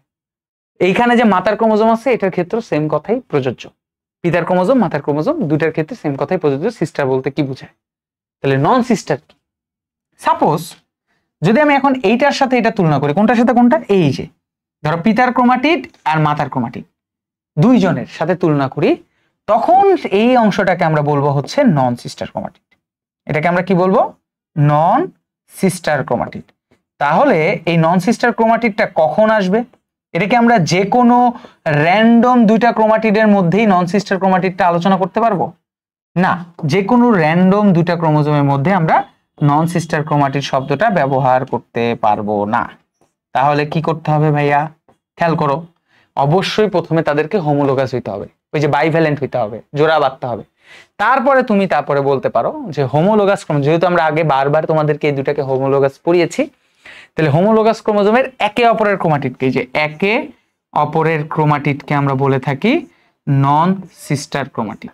তাহলে হোমোলোগাস ক্রোমোজোমের একে অপরের ক্রোমাটিডকে আমরা কি বলবো? নন সিস্টার ক্রোমাটিড বলবো। কথা বুঝতে পারছো? তাহলে আমরা সিস্টার নন সিস্টার সম্পর্কে একটা আইডিয়া পেলাম। এইবার আমরা তোমাদেরকে দুইটা জিনিসের আইডিয়া দিব। 3 নাম্বার হচ্ছে ক্রসিং ওভার, ক্রসিং ওভার, ঠিক আছে। আর 4 নাম্বার হচ্ছে কায়াজমা। 4 নাম্বার কি? কায়াজমা, কায়াজমা, ঠিক আছে, কায়াজমা। তাহলে কায়াজমা আর ক্রসিং ওভার কি? এই উপপর্যায়ই হয়। তোমরা একটা জিনিস খেয়াল করে দেখবা, দেখো আমি আরেকবার একটু সুন্দর করে যদি আঁকি, ধর এটা হচ্ছে পিতার ক্রোমোজোম, এটা হচ্ছে পিতার ক্রোমাটিড, এই ঠিক আছে, এই যে এই অংশটা মনে করো পিতার ক্রোমাটিড, ওকে। আবার আমরা মাতার ক্রোমাটিড আঁকার কথা, এই যে ধরো মাতার ক্রোমাটিড, এই মাতার ক্রোমাটিড, ওকে, মাতার ক্রোমাটিড, মাতার ক্রোমাটিড, ওকে। এখন একটা জিনিস খেয়াল করো, নন সিস্টার ক্রোমাটিডের মধ্যে, কাদের মধ্যে? নন সিস্টার ক্রোমাটিডের মধ্যে, এই যে নন সিস্টার, তাই না, এই যে নন সিস্টার ক্রোমাটিডের মধ্যে, এই যে নন সিস্টার ক্রোমাটিডের মধ্যে একটা নির্দিষ্ট অংশ ভেঙে, আগে তো নর্মাল ছিল, একটা নির্দিষ্ট পার্টে, যে এর একটা নির্দিষ্ট অংশ, এর একটা নির্দিষ্ট অংশ ভেঙে এক্স আকৃতির একটা জোড়া সৃষ্টি করছে। এই যে নন সিস্টার ক্রোমাটিডের মধ্যে এক্স আকৃতির যে জোড়া সৃষ্টি হয়, এটাকে আমরা বলি কায়াজমা। এটাকে আমরা বলি কি? কায়াজমা। তার মানে আগে তাদের নির্দিষ্ট পরিমাণ অংশ আগে ভাঙবে। দেখো নন সিস্টার ক্রোমাটিডে একটা নির্দিষ্ট পরিমাণ ভাঙবে, তারপর তারা এমন ভাবে জোড়া লাগবে যে দেখতে এক্স আকৃতি লাগে, তো সেটাকে আমরা বলবো কায়াজমা। এর পরবর্তীতে কি হয়, এক্স আকৃতির কায়াজমা তৈরি করার পরবর্তীতে ধরো পিতার ক্রোমাটিডের এতটুকু অংশ আর মাতার ক্রোমাটিডের এতটুকু অংশ, এরা একে অপরের বিনিময় করবে, অর্থাৎ এরা একে অপরের একটা নির্দিষ্ট পরিমাণ অংশ দুইজনকে দিয়ে দিবে। এই দিয়ে দেওয়ার প্রক্রিয়াটার নামই হচ্ছে ক্রসিং ওভার। তাহলে আমরা টেট্রাড বুঝলাম, সিস্টার নন সিস্টার বুঝলাম, ক্রসিং ওভার কি, কায়াজমা কি, এই জিনিসগুলো বুঝলাম। এবং এই ক্রসিং ওভারের কারণেই প্রাণীদের মধ্যে বৈচিত্র্য হয়, আমার তোমার মধ্যে বৈচিত্র্য হয়। কারণ এই যে ক্রসিং ওভার হইল, পিতার ক্রোমাটিডের একটা নির্দিষ্ট পরিমাণ ক্রোমোজোমের ক্রোমাটিডের একটা নির্দিষ্ট পরিমাণ মাতার ক্রোমোজোমকে দিয়ে দিচ্ছে, মাতার ক্রোমোজোমের ক্রোমাটিডের একটা নির্দিষ্ট পরিমাণ পিতার ক্রোমোজোমকে দিয়ে দিচ্ছে। শুধু কি ক্রোমাটিডই দুইজনের নির্দিষ্ট পরিমাণ অংশ বিনিময় করছে? না, এই ক্রোমাটিড যে যতটুকু অংশ দুইজনের মধ্যে বিনিময় করতেছে, ওর মধ্যে কি জিন ছিল না? আর জিন কি করে, আমাদের জীবের বৈশিষ্ট্য নির্ধারণ করে না? এতে কি হয়, ক্রোমাটিড গুলো যখন ক্রসিং ওভারের মাধ্যমে একে অপরের সাথে বিনিময় করে, একটা ক্রোমোজোমের সাথে একটা ক্রোমোজোম, তখন বৈশিষ্ট্য বিনিময় হয়ে যায়। এই কারণে আমরা যখন জন্মগ্রহণ করি, আমাদের মধ্যে পিতা এবং মাতার সংমিশ্রণ একটা বৈশিষ্ট্য আমাদের মধ্যে দেখা দেয়। এই ক্রসিং ওভার যদি না হতো তাহলে এই বৈচিত্র্যটা তৈরি হতো না। তাহলে এই ঘটনাগুলো হবে, এবং এই ক্রসিং ওভার করাটাই হচ্ছে ওদের আসলে মূল উদ্দেশ্য ছিল। তাহলে প্যাকেটিন পর্যায়ে আমাদের এই ঘটনাগুলো ঘটবে, অর্থাৎ এই চারটা ঘটনা আমাদের খুব ভালো করে মনে রাখতে হবে। টেট্রাড, তারপরে সিস্টার নন সিস্টার ক্রোমাটিড কি, এবং সেই সাথে হচ্ছে ক্রসিং ওভার এবং কায়াজমা কি। এই ঘটনাগুলো যদি মনে রাখতে পারো, ওকে ফাইন, তাহলে আমাদের খেলা শেষ। এবার আসলে লাস্ট ওয়ান, ডিপ্লোটিন। আমাদের ডায়াকাইনেসিস আর ডিপ্লোটিন, ডিপ্লোটিনটা মেইনলি আমাদের যা ঘটে ডায়াকাইনেসিসের সেম ঘটনাই ঘটে, জাস্ট ডিপ্লোটিনের ঘটনাটাকে লং প্রসেসের মাধ্যমে বা দীর্ঘ করে ডায়াকাইনেসিসে নিয়ে যায়। আমাদের ডিপ্লোটিনটাই বেশি আসে। প্যাকাইটিন পর্যন্ত একটা কথা বলে রাখি, প্যাকাইটিন পর্যন্ত কিন্তু নিউক্লিয়াসের যে আবরণী এবং নিউক্লিওলাস এরও কোনো পরিবর্তন হয় না। তার মানে লেপ্টোটিন, জাইগোটিন, প্যাকাইটিনের নিউক্লিয়ার আবরণী নিউক্লিওলাসে পরিবর্তন হয় না। একমাত্র আমাদের ডিপ্লোটিনে এসে, ডিপ্লোটিনের ছবিটা যখন তুমি দেখবা বইয়ের মধ্যে, এটা আমি কেন বারবার বলছি জানো? কারণ আমি যখন তোমাদের মতো শিক্ষার্থী ছিলাম ইন্টারমিডিয়েটে, তখন আমি একটা পরীক্ষায় ধরা খেয়েছিলাম কলেজে। সেটা হচ্ছে ডিপ্লোটিন আর প্যাকাইটিন, এই দুইটা ছবি প্রায় একই রকম। জাস্ট মনে করো একটু ভালো করে পর্যবেক্ষণ করলে তখন তুমি ডিফারেন্ট পাবা। ডিফারেন্টটা হচ্ছে পড়ার মাঝখানে বলবো একটা, আরেকটা ডিফারেন্ট হচ্ছে যদি দুইটা ছবি একই রকম তোমার লাগে তাহলে তুমি আলাদা করবা কিভাবে? মনে রাখবা ডিপ্লোটিনের ক্ষেত্রে এই যে নিউক্লিয়ার আবরণী, এই নিউক্লিয়ার আবরণী মূলত বিলুপ্ত হওয়া শুরু করে, মানে এখান থেকে বিলুপ্ত হয়, এবং নিউক্লিওলাসও কি হয়, বিলুপ্ত হওয়া শুরু করে। তার মানে একমাত্র ডিপ্লোটিন থেকে নিউক্লিয়ার আবরণী নিউক্লিয়াস বিলুপ্ত হয়, এর আগে যত উপপর্যায় আছে ওখানে নিউক্লিয়ার আবরণী নিউক্লিয়াসে কোনো পরিবর্তন হয় না। সেকেন্ড বিষয়, এখানে কি হবে, এখানে মূলত যেহেতু আমাদের ক্রসিং ওভার হয়ে গিয়েছে, এটা হচ্ছে পিতার ক্রোমোজোম, মনে করো এটা হচ্ছে পিতার ক্রোমোজোম, ওকে, এই যে পিতার ক্রোমোজোমের ক্রোমাটিড, মনে করো এই ক্রোমাটিড অংশটা, এই যে ক্রোমাটিড অংশ, ঠিক আছে, এই ক্রোমাটিড অংশ, এই ক্রোমাটিড অংশটা অলরেডি বিনিময় হয়ে গিয়েছে, এই যে বিনিময় হয়ে গিয়েছে, ওকে ফাইন, এই যে বিনিময় হয়ে গিয়েছে। আর মাতার ক্রোমোজোমের যে অংশটা ছিল, এই যে মাতার ক্রোমোজোমের যে অংশটা ছিল, এই মাতার ক্রোমোজোমের ক্রোমাটিডেরটাও মনে করো বিনিময় হয়ে গেছে, ঠিক আছে, এই যে বিনিময় হয়ে গেছে। এরা বিনিময় হয়ে যাওয়ার পরবর্তীতে এদের কাজ তো শেষ, এদের কাজ শেষ না ভাইয়া? হ্যাঁ, এদের কাজ শেষ, মনে করো এদের কাজ শেষ। এই কাজ যখন শেষ হয়ে যায়, এদের কাজ যখন আমাদের পরিপূর্ণভাবে শেষ হয়ে যাবে, তখন আর এরা একসাথে থাকতে চাইবে না। এরা কি করবে না? একসাথে থাকতে চাইবে না। এই যে ধরো এই যে পিতার ক্রোমোজোম আর মাতার ক্রোমোজোমের ক্রোমাটিডের অংশ, ধরো এদের মধ্যে বিনিময় হয়ে গিয়েছে এবং এই সময় ওরা একসাথে থাকতে চাইবে না। এক্স আকৃতির কায়াজমা কিন্তু ঠিকই তৈরি করে রেখেছে, কিন্তু ওরা একসাথে থাকতে চাইবে না। তার মানে এই ক্রোমাটিডের মধ্যে দুইজনের মধ্যে একটা বিকর্ষণ হবে। কি হবে? বিকর্ষণ হবে। ধরো আমি তোমাদেরকে একটা ছবি দেখাই, ছবি দেখালে আরো ভালোভাবে বুঝতে পারবা। ধরো ধরো সাপোজ এটা হচ্ছে পিতার ক্রোমোজোমের ক্রোমাটিড আর এটা হচ্ছে মাতার ক্রোমোজোমের ক্রোমাটিড। এটা মনে করো ক্রোমাটিডের অংশ, দুইজনের মধ্যে বিনিময় হয়ে গেল, এই যে দুইজনের মধ্যে বিনিময় হয়ে গেল ফাইন। এবং তারা এইভাবে এক্স আকৃতির কায়াজমা তৈরি করে রাখছে, তাই না? এই যে এক্স আকৃতির এভাবে কায়াজমা তৈরি করে রাখছে। বিনিময় হওয়ার পরে তো তাদের সাথে আর কোনো লেনদেন নেই, তার মানে এখন দুইজন থেকে একে অপর থেকে কি করবে? সরে যাওয়ার চেষ্টা করবে। তো এটা ধরো পিতার ক্রোমাটিড, সে কি করে? এই এক্স আকৃতির কায়াজমা এমন শক্তভাবে তাদের একে অপরের সাথে লেগে থাকে, তারা দুইজনকে টানা শুরু করে দুই প্রান্তে, অর্থাৎ এ একে টেনে পিতার ক্রোমোজোম পুরো কায়াজমা সহ মাতার ক্রোমাটিডকে তার নিজের কাছে নিয়ে যায়, আবার মাতার ক্রোমোজোমের ক্রোমাটিড টেনে পিতার ক্রোমোজোমের ক্রোমাটিডের তার নিজের কাছে নিয়ে যায়। এই যে নিয়ে যায় এইটাকে বলা হয় প্রান্তীয়করণ। তার মানে আমরা এখান থেকে একটা ঘটনা পেলাম, সেটা কি? প্রান্তীয়করণ। ঠিক আছে, প্রান্তীয়করণ। এই প্রান্তীয়করণটা আমরা কখন বলবো? যখন আমাদের ক্রসিং ওভার শেষ হবে এবং পিতা এবং মাতার ক্রোমোজোম দুইজনই তাদের দুই মেরুর দিকে, মানে মাতারটা ওই দিকে পিতারটা এই দিকে টানা শুরু করবে, এটাকে বলা হয় প্রান্তীয়করণ। তো এরকম এই যে মাঝখানে এক্স আকৃতির কাজমা এভাবে টানাটানির ক্ষেত্রে দুই ধরনের ঘটনা ঘটতে পারে। মানে এই টানাটানির ক্ষেত্রে তো সহজে ছুটবে না, তখন দুই ধরনের দুইটা লুপ তৈরি হতে পারে। লুপ হবে কয়টা? দুইটা লুপ। তখন দুইটা হতে পারে। এক, যদি লুপ হয় একটি লুপ। কয়টি লুপ? একটি লুপ। একটি লুপ তাহলে এক ধরনের কোণ তৈরি করবে।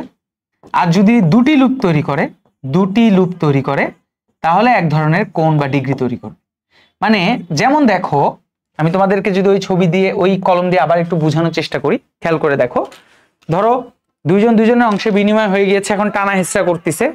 এখন ধরো এরকম টানাটানি করতে করতে এইরকম একটা লুপ তৈরি হলো। এখানে লুপ তৈরি হলো কয়টা? দুইটা তৈরি হয়েছে না? এই দুইটা লুপ তৈরি হলে এখন আমি যদি তোমাদেরকে এখানে প্রশ্ন করি যে বলো তো ভাইয়া, এই জায়গার যে মাঝখানে যে কোণ, অর্থাৎ লুপটা মনে করো এরকম দুইটা লুপ, এরকম লুপ তৈরি হলো দুইটা। এই যে দুইটা লুপ তৈরি হলো, এই দুটা লুপ তৈরি হওয়ার কারণে এই যে মাঝখানের যে কোণটা, এই কোণটা কত ডিগ্রি? তোমরা অবশ্যই বলবা ভাইয়া 90 ডিগ্রি। তার মানে লুপ যখন দুইটা তৈরি হবে এরকম টানা হেঁচড়ার কারণে ক্রোমাটিডের, এই যে দুইটা পিতা মাতার ক্রোমাটিডের মধ্যে যে এরকম লুপ তৈরি হবে তখন হবে 90 ডিগ্রি। আর যদি টানা হেঁচড়া করতে করতে ক্রোমাটিড দুইটা এইরকম হয়ে যায়, একে অপরের সাথে এরকম সমান্তরাল হয়ে যায়, তখন দেখো একটা লুপ তৈরি হচ্ছে। এই যে এরকম কি হচ্ছে? একটা লুপ তৈরি হচ্ছে। এই যে এরকম একটা লুপ তৈরি হবে। ধরো এটা পিতার, আর এটা কি বলবো? এই যে ধরো মনে করো মাতার, আর এটা কই? এই যে মাতার। তো এরকম ধরো একটা লুপ তৈরি হলো, তাহলে এদের মধ্যবর্তী কোণ কত হবে? এদের মধ্যবর্তী কোণ হবে হচ্ছে 180 ডিগ্রি। তাহলে একটি লুপ হলে 180 ডিগ্রি আর দুটি লুপ হলে 90 ডিগ্রি। এবং এইখানে মেইনলি যে ঘটনাটা ঘটবে, ক্রসিং ওভারের পরে পিতা মাতার ক্রোমাটিড তাদের দুইজনের প্রান্তের দিকে নিয়ে যাবে। এই ঘটনার বৃহত্তর পদ্ধতি মানে লং টাইম প্রসেসটা ডায়াকাইনেসিসও হয়। মেইনলি ডিপ্লোটিন আর প্যাকাইটিনের মধ্যে একটা প্যাচ লাগে।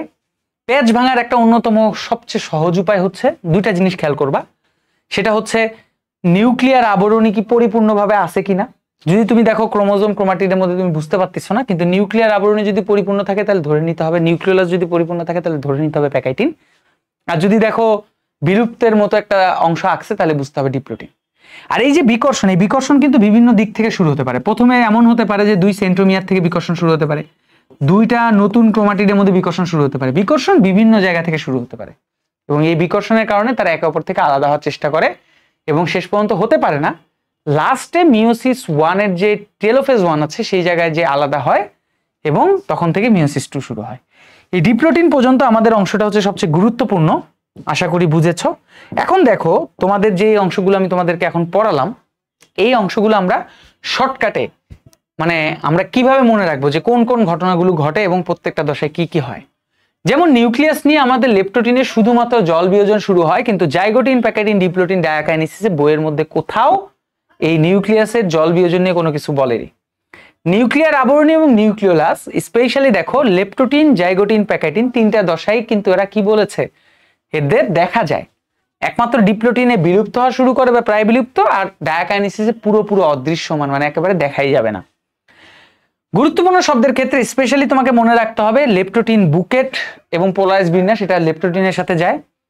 জাইগোটিনের ক্ষেত্রে হোমোলোগাস বাইভ্যালেন্ট সিনেপসিস, এগুলো দিয়ে পরীক্ষা আসতে পারে। বাইভ্যালেন্ট কি, সিনেপসিস কি, তোমাদের একটু আগে দেখালাম।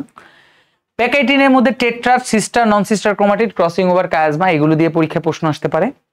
ডিপ্লোটিনের ক্ষেত্রে সেন্ট্রোমিয়ারের বিকর্ষণ, লুপ দুইটা হলে কত ডিগ্রি, একটা হলে কত ডিগ্রি, প্রান্তীয়করণ কি, এবং ডায়াকাইনেসিসের ক্ষেত্রে প্রান্তীয়করণ বিকর্ষণ চলমান থাকে। তাহলে এই জিনিসটা একেবারে খুব সুন্দরভাবে পরীক্ষার জন্য লিখে রাখবা, যেটা তোমাদের অ্যাডমিশনও কাজে লাগবে, একাডেমিকও কাজে লাগবে। এবং স্পেশালি কিন্তু আজকে বলেও দিলাম কোনটা সিকিউ, আর সবগুলো পর্যায়ে উপপর্যায়ে কিন্তু তোমাদের এমসিকিউ এর জন্য গুরুত্বপূর্ণ। তো এরই মাধ্যমে আমরা মূলত আসলে মিওসিস যে দশাগুলো আমাদের প্রয়োজন, যেটা আমাদের প্রয়োজন আমরা সেটাই পড়বো। সেই মিওসিস দশার প্রয়োজনীয়তা তোমাদের শেষ করলাম। তোমরা বলতে পারো যে ভাই মিওসিস 1 এর যে অন্যান্য পর্যায়ে মিওসিস 2 পড়া লাগবে না। মিওসিস 2 তো পড়াই লাগবে না, একেবারেই ছুঁড়ে ফেলে দাও, মিয়োসিস টু দরকারই নেই ধরার আপাতত। যদি কেউ আগ্রহ থাকে একবার পড়ে দেখতে পারো, পুরোপুরি মাইটোসিস, বরঞ্চ মাইটোসিসে আরো বেশি লেখা, মাইটোসিসের থেকে কম লেখা হচ্ছে মিয়োসিস টু। এবং মিয়োসিস ওয়ানের ক্ষেত্রেও anaphase one, metaphase one, telophase ওয়ানে ঠিক একই রকম ঘটনাগুলোই ঘটে যেটা মাইটোসিসে হয়, জাস্ট দুই একটা ডিফারেন্ট থাকতে পারে। এই জন্য তোমার ওটা দরকার নেই আপাতত। যদি এমসিকিউ আসে তুমি অটোমেটিক্যালি পারবা, কারণ মাইটোসিসের সাথে তুলনা করেই তুমি ওই অপশনগুলো দেখাবা, অ্যানাফেজ ওয়ান না অ্যানাফেজ টু এভাবে দেখাবা। আর সেকেন্ড একটা বিষয় হচ্ছে যে ম্যাক্সিমাম সিকিউ গুলো প্যাকাইটিন ডিপ্লোটিন থেকে আসে বা মাইটোসিসের পর্যায় থেকে আসে। যেহেতু আমরা মাইটোসিসের যে পর্ব ছিল 2 নম্বর পর্বে, সেখানে আমরা গুরুত্বের সময় বলেছিলাম যে মাইটোসিসের গুরুত্বের পাশাপাশি মায়োসিসের গুরুত্ব যে কোনো একটা 4 নম্বরে আসে, বরঞ্চ মাইটোসিসের চেয়ে মিয়োসিসের গুরুত্ব বা মায়োসিসের গুরুত্বটা একটু বেশি বোর্ডে আসছে। তো সেই ক্ষেত্রে আমাদের মায়োসিসের গুরুত্বগুলো মনে রাখার জন্য উপায় লাগবে। মাইটোসিসের যে গুরুত্বের যে স্পেশাল পয়েন্টগুলো ছিল সেগুলোকে মনে রাখার জন্য আমরা তোমাদেরকে ছন্দ দিয়েছিলাম। ঠিক তেমনি মিয়োসিসের গুরুত্বকে মনে রাখার জন্য আমরা তোমাদেরকে বেশ কিছু ছন্দ দিব। সেই ছন্দটা কি? চলো আগে আমরা ছন্দটা লিখি। ছন্দটা হচ্ছে গাজর মাপা অবৈধ। ঠিক আছে, এটা দিয়ে আমরা কিভাবে মনে রাখবো চলো সেটাও তোমাদেরকে দেখাচ্ছি। গাজর মাপা মাপা অবৈধ, এটা দিয়ে আমরা আসলে কি বুঝাই, ওই মেইন পয়েন্টগুলোকে আমরা ডিকোড করব। যেমন গাজর দিয়ে হচ্ছে, গাজরের গ দিয়ে হচ্ছে গ্যামেট সৃষ্টি। গ দিয়ে কি? গ দিয়ে হচ্ছে গ্যামেট সৃষ্টি, অর্থাৎ শুক্রাণু জীবাণু জিনিসটাকে তৈরি করা হচ্ছে মায়োসিসের অন্যতম কাজ। বর্গের জ দিয়ে একই পয়েন্টই বলা হয়, গ্যামেট সৃষ্টির বাংলা নাম হচ্ছে জনন কোষ সৃষ্টি। ঠিক তেমনই হচ্ছে এদের ক্ষেত্রে একই কথাই বলা হয়েছে, জনন কোষ সৃষ্টি। ঠিক আছে, এই পয়েন্টগুলো যদি তুমি বেশি ভালোভাবে উল্লেখ করো এবং পরবর্তীতে তুমি যদি বাংলা রচনা লেখো তাতেও কোনো প্রবলেম নেই, কিন্তু পয়েন্টগুলো খুব উল্লেখ করতে হবে। মাপার ম দিয়ে হচ্ছে মেন্ডেলের সূত্র। মাপার ম দিয়ে কি? মেন্ডেলের সূত্র। ঠিক আছে, মাপার ম দিয়ে হচ্ছে মেন্ডেলের সূত্র। আর প দিয়ে যেটা, সেটা হচ্ছে পরিব্যক্তি। পরিব্যক্তি কি একটু পরে বুঝাচ্ছি, আগে আমরা পয়েন্টগুলো লিখে ফেলি। পরিব্যক্তি আর মেন্ডেলের সূত্রটা তো নর্মালি বুঝতে পেরেছো, যে আমরা যে জেনেটিক্সের যে সূত্র, যারা একেবারে নতুন ধরো 26 ব্যাচ বা 27 ব্যাচ আছো, তারা হয়তো এই মেন্ডেলের সূত্রটা 9-10-এ পেয়েছো, বাট এখানে আমাদের জুলজিতে একটা চ্যাপ্টার আছে জিন তত্ত্ব বিবর্তন, ওই চ্যাপ্টারে তোমরা দেখবে মেন্ডেলের সূত্র নিয়ে আমি তোমাদেরকে এগুলো পড়াবো। তো মেন্ডেলের সূত্র প্রমাণ করার ক্ষেত্রে মিয়োসিসের গুরুত্ব অপরিসীম। পরিব্যক্তির আরেকটা নাম হচ্ছে, ইংলিশ নাম হচ্ছে মিউটেশন। ঠিক আছে, এটাকে আমরা কি বলি? মিউটেশন। এখন হোয়াট ইজ মিউটেশন বা হোয়াট ইজ পরিব্যক্তি? পার্মানেন্ট চেঞ্জ অফ ডিএনএ, অর্থাৎ ডিএনএ এর স্থায়ী পরিবর্তন হবে। ধরো তোমার মধ্যে একটা ডিএনএ আছে, মানুষের মধ্যে একটা কমন ডিএনএ আছে, স্ট্রাকচারাল, হাত হবে 2টা, পা হবে 2টা। এখন হঠাৎ করে আমাদের পরবর্তী কোনো একটা জেনারেশনে 3টা করে হাত হওয়া শুরু হয়েছে। কেন? বিকজ ডিএনএ চেঞ্জ হয়ে গেছে এবং ওটা স্থায়ীভাবে তৈরি হয়ে গেছে। মানুষের 2টা করে হাত ছিল, এখন 3টা করে হাত। ডিএনএ যেই যে পরিবর্তনটা হলো এবং স্থায়ীভাবে হলো, এটাকে মিউটেশন বলে। আর মিউটেশনের কারণেই দিয়ে হচ্ছে অভিব্যক্তি, মানে বৈচিত্র্য হয়, অনেক রকমের বৈচিত্র্য হয়। ঠিক আছে, পরিব্যক্তির কারণেই অভিব্যক্তি হয়। তারপরে আসো অবৈধ। বই দিয়ে হচ্ছে ওই যে বৈচিত্র্য সৃষ্টি, বৈচিত্র্য সৃষ্টি। আর ধ দিয়ে যেটা খুবই ইম্পর্টেন্ট, সেটা হচ্ছে ক্রোমোজোম সংখ্যা ধ্রুব রাখা। কেন ইম্পর্টেন্ট বললাম? কারণ তোমরা যখন মাইটোসিস পড়বা তখন এই ক্রোমোজোম সংখ্যা নিয়ে একটা কথা আছে, ওখানে বলা আছে সমান রাখা, আর এখানে হচ্ছে ক্রোমোজোম সংখ্যা কি বলা আছে? ধ্রুব রাখা। এটাকে আমরা কি বলবো?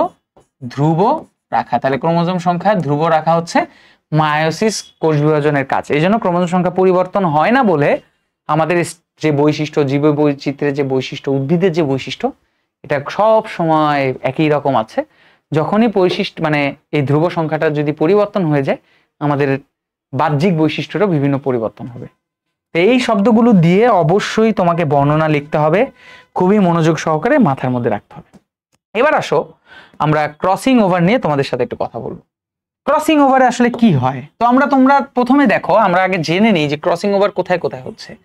তোমরা সবাই বলবা যে প্রথমে কোন জায়গায় হয়? অবশ্যই মায়োসিস 1-এ হয়, তাই না? মায়োসিস 1-এ। মায়োসিস 2-তে তো আমরা ক্রসিং ওভার নিয়ে কথা বলি নাই বা ওখানে হবেও না। তাহলে মায়োসিস 1-এ আমাদের ক্রসিং ওভার হয়। 2 নম্বর মায়োসিস 1-এর মধ্যেও তো একটা পর্যায় আছে, সেটার নাম কি? সেটার নাম হচ্ছে প্রোফেজ 1। মায়োসিস 1-এর পর্যায়ের নাম কি? প্রোফেজ 1। 3 নম্বর বিষয় হচ্ছে প্রোফেজ 1-এর মধ্যে তো অনেকগুলো উপপর্যায় ছিল, তার নাম কি? প্যাকাইটিন। কি হয়? প্যাকাইটিন উপপর্যায়। ঠিক আছে, প্যাকাইটিন উপপর্যায়। তাহলে মায়োসিস 1-এর প্রোফেজ 1-এর প্যাকাইটিন উপপর্যায়ে 4 নাম্বার আসলে কি ঘটনা ঘটে? সেটা হচ্ছে হোমোলোগাস ক্রোমোজোমের, কোন ক্রোমোজোমের বা বাইভ্যালেন্ট ক্রোমোজোমও বলতে পারো, তাহলে হোমোলোগাস ক্রোমোজোম এর মধ্যে হবে কি হবে, সেটা হচ্ছে নন সিস্টার ক্রোমাটিডের অংশের বিনিময়, নন সিস্টার ক্রোমাটিডের অংশের বিনিময়। তাহলে নন সিস্টার ক্রোমাটিড, নন সিস্টার ক্রোমাটিড, ঠিক আছে, নন সিস্টার ক্রোমাটিডের মধ্যে অংশের বিনিময়।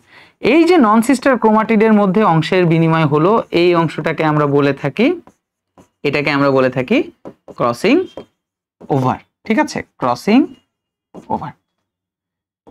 ওকে, এই হলো আমাদের কাহিনী, তাই না? ওকে ফাইন, নন সিস্টার ক্রোমাটিডের অংশের বিনিময়। তাহলে এখন ক্রসিং ওভার হয় কিভাবে? মোটামুটি তো একটা প্রাইমারি ধারণা পেয়েছো, এখানে আমরা চলো বিস্তারিত ধারণা তোমাদেরকে দিব। ধরো এটা হচ্ছে সেই পিতার ক্রোমোজোম, ওকে, এটা হচ্ছে তোমার পিতার ক্রোমোজোম।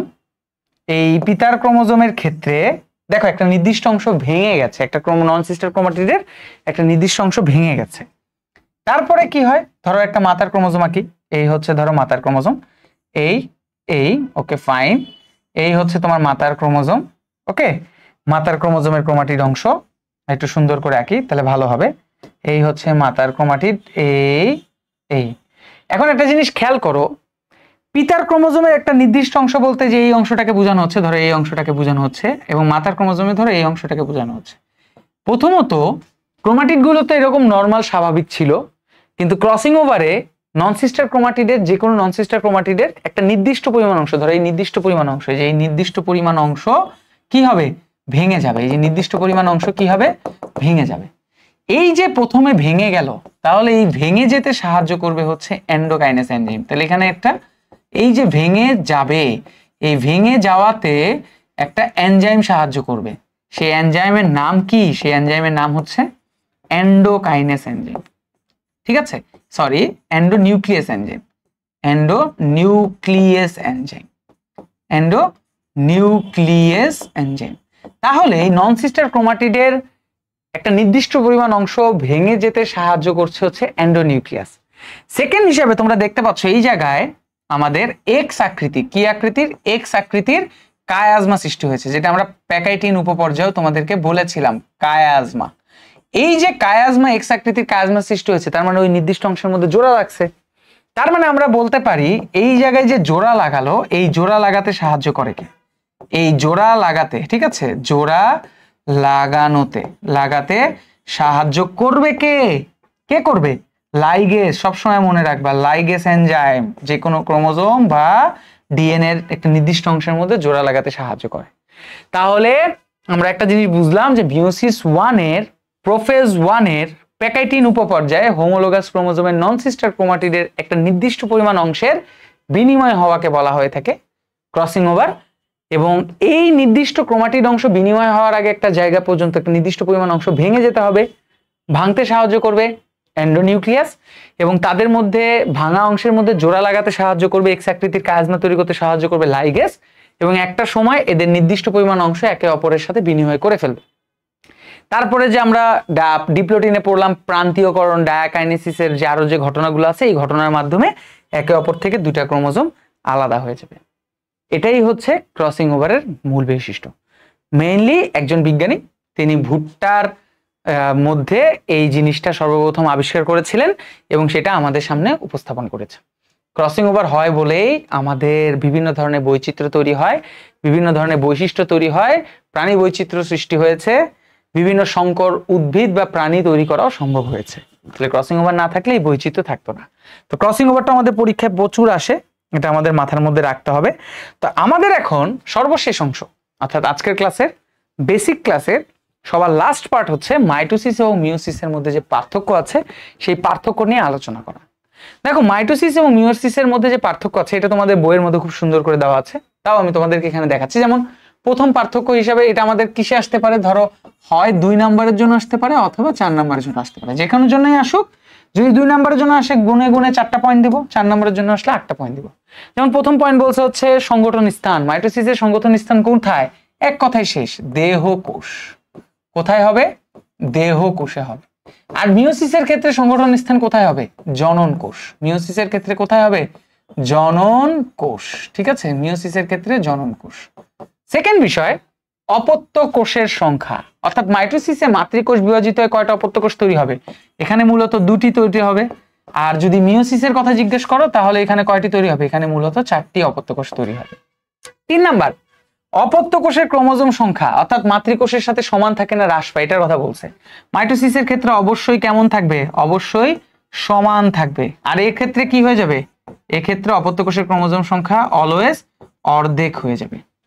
তারপরে আসো ইন্টারফেস পর্যায়ে। ইন্টারফেস পর্যায়ে মাইটোসিসের ক্ষেত্রে আছে দীর্ঘ এবং মিওসিসের ক্ষেত্রে শর্ট। সিনেপসিস বাইভ্যালেন্ট অর্থাৎ সিনেপসিস বাইভ্যালেন্ট মাইটোসিসের ক্ষেত্রে নাই, এইরকম কোনো শব্দ আমরা মাইটোসিসে পাইনি। আর একটু আগে যে মিওসিস পড়লাম এই ক্ষেত্রে আমরা সিনেপসিস বাইভ্যালেন্ট যেই ঘটনাটা বা দশাটা আছে সেগুলো আমরা দেখতে পারি। ঠিক আছে,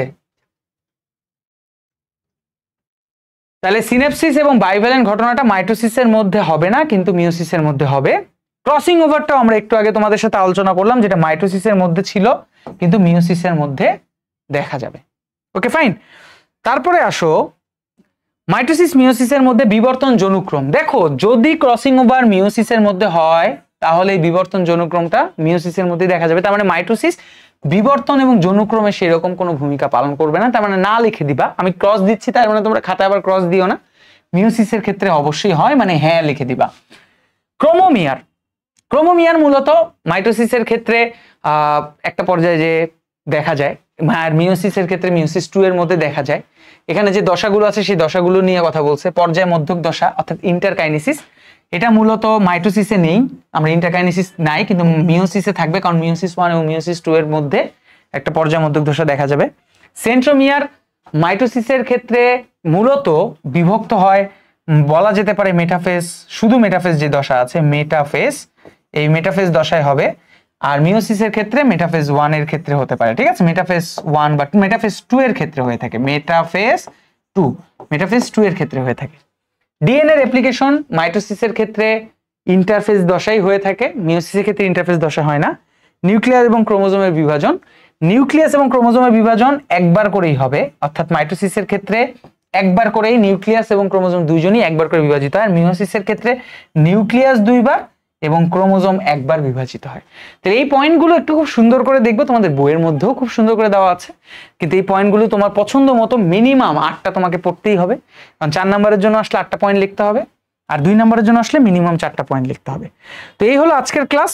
এবং আমরা চলো আরেকটা জিনিস তোমাদেরকে দেখাই, সর্বশেষ হচ্ছে আমরা তোমাদের জন্য একেবারে সুন্দর করে গুছিয়ে আমাদের যে বিজ্ঞানীর নামগুলো আছে সেই নামগুলো তোমাদের এখানে নিয়ে আসছি।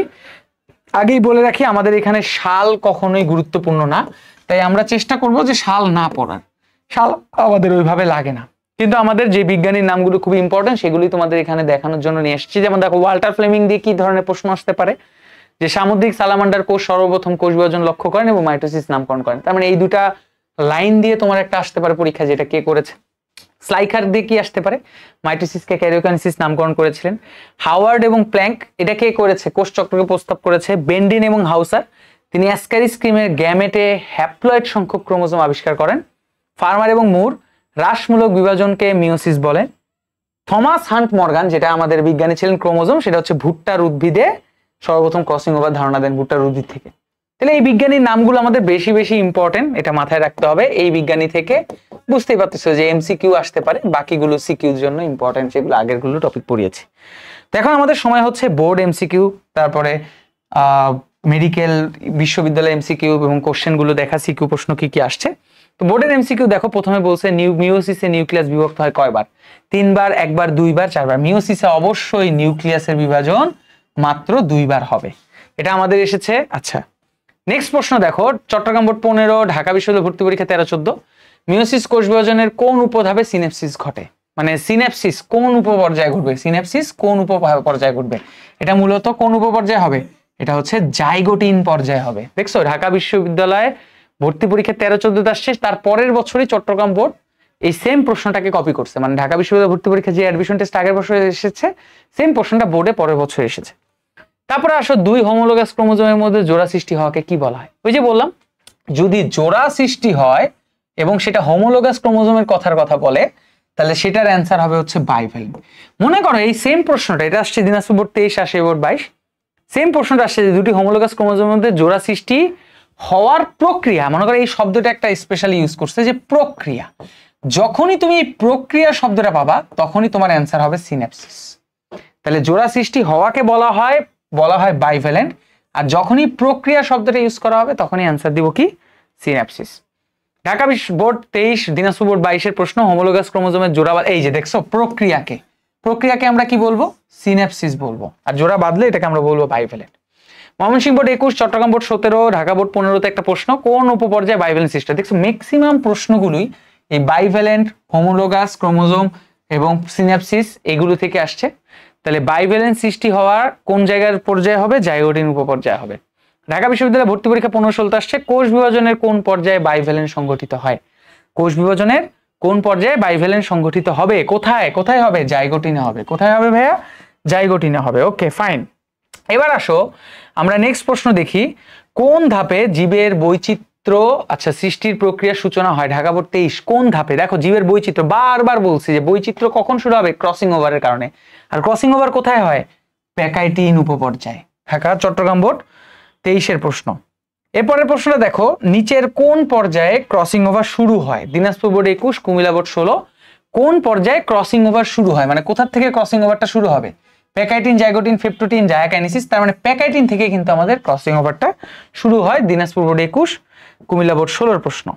এরপরে দেখো আমাদের পরবর্তী প্রশ্ন, বরিশাল বোর্ড 23-এর প্রশ্ন, প্রোফেজ 1-এর কোন উপপর্যায়ে লুপ তৈরি হয়? লুপ কথাটা মানে কি? লুপ কথাটা মানে হচ্ছে ডিপ্লোটিন। লুপ, প্রান্তীয়করণ, এই শব্দগুলো আমরা ডিপ্লোটিনে পেয়েছি। নেক্সট প্রশ্ন আমাদের রাজশাহী বোর্ড 21-এর প্রশ্ন, প্রান্তীয়করণ কোন উপপর্যায়ে ঘটে? লুপ এবং প্রান্তীয়করণ আমি একটু আগেই বললাম যে লুপ প্রান্তীয়করণ কোন শব্দতে পেয়েছি? ডিপ্লোটিন উপপর্যায়ে পেয়েছি। চলো এবার আমরা একটু বিশ্ববিদ্যালয়ের কোশ্চেন দেখবো, যে আমাদের বিশ্ববিদ্যালয়ের এমসিকিউ কি ধরনের প্রশ্ন আসে।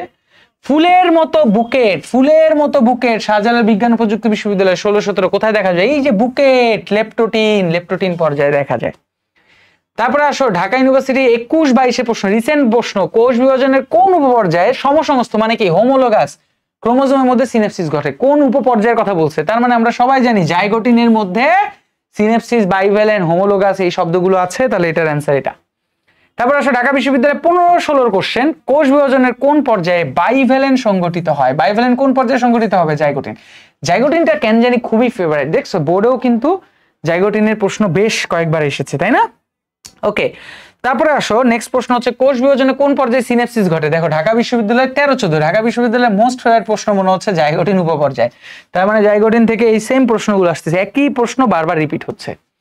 ঢাকা বিশ্ববিদ্যালয়ের 17-18 প্রশ্ন, বাইভ্যালেন্ট কোথায় দেখা যায়? বাইভ্যালেন্ট কোথায় দেখা যাবে ভাই? কোথায় দেখা যাবে? আমার বাসায়, তোমার বাসায়? না, জাইগোটিনের বাসায়। একই প্রশ্ন। তারপরে জাহাঙ্গীরনগর বিশ্ববিদ্যালয়ের 16-17 প্রশ্ন, বাইভ্যালেন্ট ক্রোমোজোমের জোড়া সৃষ্টি হওয়াকে কি বলা হয়? মানে বাইভ্যালেন্ট ক্রোমোজোমের জোড়া সৃষ্টি হওয়ার প্রক্রিয়াকে মানে কোন জায়গায় হয়, বা কি বলে বলতে কোন পর্যায়ে হয় আর কি? জোড়া সৃষ্টি হওয়ার এই প্রক্রিয়াটা কোন জায়গায় হবে? জাইগোটিনে হবে। তারপরে প্রশ্ন, চলো আমরা নেক্সট প্রশ্ন দেখি, ঢাকা ইউনিভার্সিটি 2020-21 সালের প্রশ্ন, প্রোফেজ 1-এর কোন পর্যায়ে কায়াজমা সৃষ্টি হয়? কায়াজমা শব্দটা আমরা কোথায় পেয়েছিলাম? প্যাকাইটিনে, ক্রসিং ওভারে। তার মানে ঢাকা ইউনিভার্সিটি 20-21-এর প্রশ্ন প্যাকাইটিন থেকে করেছে। তারপরে প্রশ্ন কোনটা, কোষ বিভাজনের কোন পর্যায়ের সময় টেট্রাড পাওয়া যায়? দেখছে যে শব্দগুলো নিয়ে তোমাদের কথা বলেছিলাম, যেগুলো মনে রাখতে হবে, সেই শব্দগুলো দিয়ে পরীক্ষা প্রশ্ন আসছে। টেট্রাড পাওয়া যাবে হচ্ছে প্যাকাইটিন উপপর্যায়ে। ওকে, এবার আমরা নেক্সট প্রশ্ন দেখি, ঢাকা ইউনিভার্সিটি 11-12 প্রশ্ন, মিওটিক কোষ বিভাজনের কোন দশায় ক্রসিং ওভার ঘটে? ক্রসিং ওভার কোথায় ঘটবে, কায়াজমা কোথায় ঘটবে, সব কিছুর অ্যান্সার হচ্ছে প্যাকাইটিন। নেক্সট প্রশ্ন হচ্ছে, ওরে বাপরে বাপ, ঢাকা বিশ্ববিদ্যালয় 20-21, 4-5 গুচ্ছ 20-21, রাজশাহী বিশ্ববিদ্যালয় 10-11 প্রশ্ন, কোন পর্যায়ে কায়াজমাটা দৃষ্টিগোচর হয় মানে দেখা যায় বা সৃষ্টি হয়? একই প্রশ্ন, তাহলে এই ক্ষেত্রে আমরা কি অ্যান্সার দিব? Zygotene, diplotene, leptotene, diakinesis. দেখো এখানে যেহেতু কায়াজমার কথা বলছে, কায়াজমা শুরুই হয় প্যাকাইটিন থেকে, কিন্তু প্যাকাইটিন যদি এখানে অপশন যেহেতু নাই, জাইগোটিন তো হবে না, লেপটোটিনও হবে না, অপশন বাকি থাকে তাহলে কোথায়? ডিপ্লোটিন এবং ডায়াকাইনেসিস। প্যাকাইটিনের পরবর্তী পর্যায়ে কি? অবশ্যই ডিপ্লোটিন, কারণ ডিপ্লোটিনে তাদের মধ্যে বিকর্ষণ হয় এবং সবচেয়ে বেশি সুন্দরভাবে দৃষ্টিগোচর হয় ডিপ্লোটিন পর্যায়ে। তাহলে প্যাকাইটিন এরকম না থাকলে এরকম প্রশ্নে আমরা ডিপ্লোটিনকে খুঁজবো, অর্থাৎ প্যাকাইটিনের পরবর্তী উপপর্যায়কে খুঁজবো। পরের প্রশ্ন দেখো, ক্রসিং ওভার কোথায় ঘটে? ঢাকা বিশ্ববিদ্যালয় 1, জাহাঙ্গীরনগর বিশ্ববিদ্যালয় 17-18, জগন্নাথ বিশ্ববিদ্যালয় 7-8, 12-13, 15-16, চট্টগ্রাম বিশ্ববিদ্যালয় 19-20, 15-16, 16-17, রাজশাহী বিশ্ববিদ্যালয়ে 18, 19, 17, 18, 16, 17 পর একই প্রশ্ন আসছে যে ক্রসিং ওভার কোথায় ঘটে, অ্যান্সার হবে হচ্ছে প্যাকাইটিন। তার মানে বুঝতে পারতেছো যে প্রশ্নগুলো কত ইম্পর্টেন্ট, প্রশ্নের চেয়ে রেফারেন্সই সবচেয়ে বড় হয়ে গেছে, ঠিক আছে। আচ্ছা আমরা নেক্সট প্রশ্ন দেখি।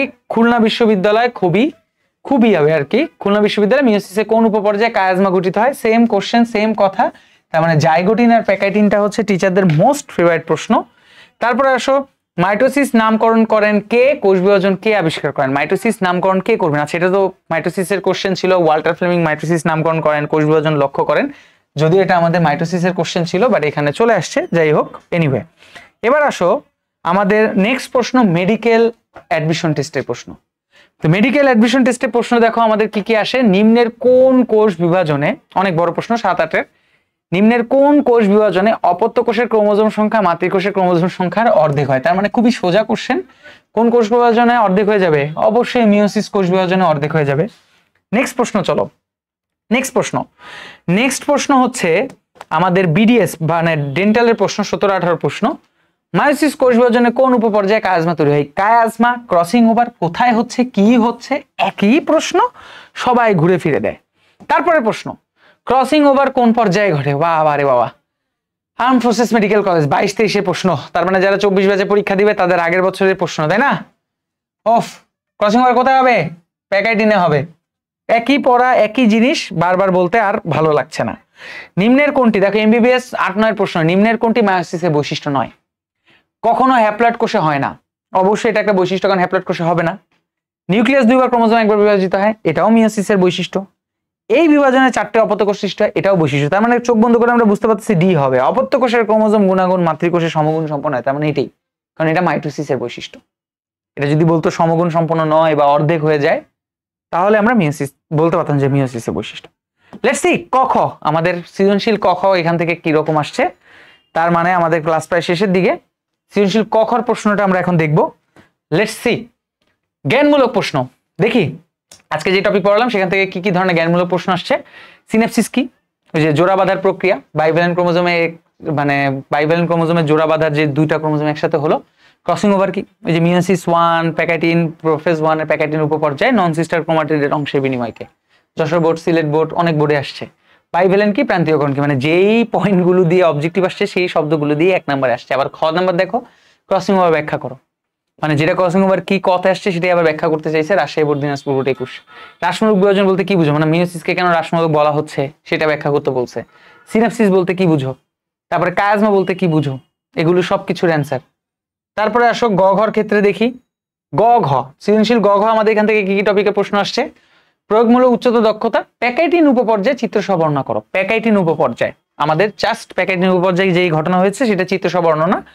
Rajshahi board 23, Comilla board 22, Jessore board 22, Comilla board 21, Chittagong board 21, Dinajpur board 21, Comilla board 19, Chittagong board 17, অনেকবার আসছে। জাইগোটিন উপপর্যায়ে চিত্র বর্ণনা করো। Jessore board 23, Barisal board 22, Rajshahi board 19 এবং ডিপ্লোটিন উপপর্যায়ে বর্ণনা করো। এটা দুইটা বোর্ডে আসছে, ময়মনসিংহ বোর্ড 22, চট্টগ্রাম বোর্ড 16। তাহলে সবচেয়ে বেশি প্রশ্ন আসছে প্যাকাইটিন থেকে। এছাড়া দেখো মিওসিসের গুরুত্ব বর্ণনা করো, এটা হচ্ছে স্পেশালি আসলে 4 নাম্বারের প্রশ্ন, মানে ঘ এর প্রশ্ন, সৃজনশীল ঘ এর প্রশ্ন। এই প্রশ্নটা হচ্ছে কি, মিওসিসের গুরুত্ব বর্ণনা করো। Comilla board 23, Sylhet board 23, Mymensingh board 23, Jessore board 22, Chittagong board 22, Dinajpur board 22, Dhaka board 21, Comilla board 21, Jessore board 21, Chittagong board 21, Barisal board 21। ওমা 21 বোর্ডে দেখো ম্যাক্সিমাম সব বোর্ডেতে একই প্রশ্ন ছিল, তো সমন্বয় সব লিখে দিলেই তো হইতো। Chittagong board 19, Comilla board 19, Chittagong board 19, Dhaka board 19, Chittagong board 17। মানে প্রতি বছরে আমরা যেহেতু 15-16 সাল পর্যন্ত, 23 থেকে 16 সাল পর্যন্ত আমরা অ্যানালাইসিস করি, প্রতি বছরে তুমি যেই বোর্ডেরই হও না কেন এটার বর্ণনা আসতে পারে। সবচেয়ে বেশি বার প্রশ্ন আসছে এটা। ক্রসিং ওভারের গুরুত্ব বর্ণনা করো। কুমিল্লা বোর্ড 22 আসছে, বরিশাল বোর্ডে বেশ কয়েকটা আসছে। মাইটোসিস মিওসিসের পার্থক্য লেখো, এই বোর্ডগুলোতে আসছে। তার মানে বুঝতে পারতেছো যে আজকে যে টপিকগুলো পড়ালাম এখানে সবচেয়ে বেশি গ ঘ এর প্রশ্ন আসার মতো অনেক প্রশ্ন আছে। তাহলে এই জিনিসগুলো পড়তে হবে, সুন্দর করে গুছিয়ে দিতে হবে। তোমাদেরকে গুছিয়ে দিয়েছি। You can be the greatest, you can be the best, you can be the King Kong on your chest. So আজকের মাধ্যমে আমাদের কোষ বিভাজনের প্লেলিস্টটাও সম্পূর্ণ ক্লিয়ার। ওহ, শান্তি লাগছে তাই না? শান্তি লাগারই কথা। তাহলে কোষ বিভাজনের ক্র্যাক ডিউ এইচএসসির ফুল বেসিক থেকে অ্যাডমিশনের ক্লাস ক্লিয়ার হয়ে গেল।